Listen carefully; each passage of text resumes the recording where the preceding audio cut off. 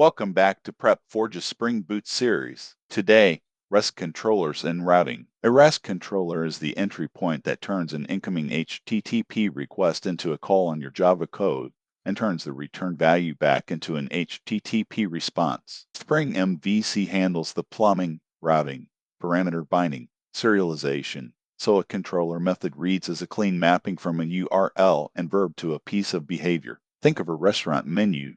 Each URL is a dish, each parameter is a side, and Spring is the waiter translating between customers in the kitchen. Here's the whole pattern in one class. A REST controller combines a controller and a response body, so return values are written directly to the response body as JSON instead of resolving view names. Methods map with at get mapping and at post mapping under a class level at request mapping path. String binds each part of the request automatically. A path variable pulls the ID out of the URL template.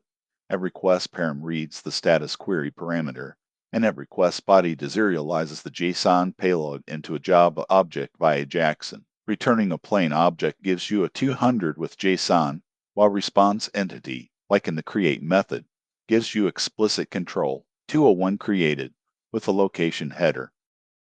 Beyond the mechanics, interviewers listen for design judgment. Keep controllers thin.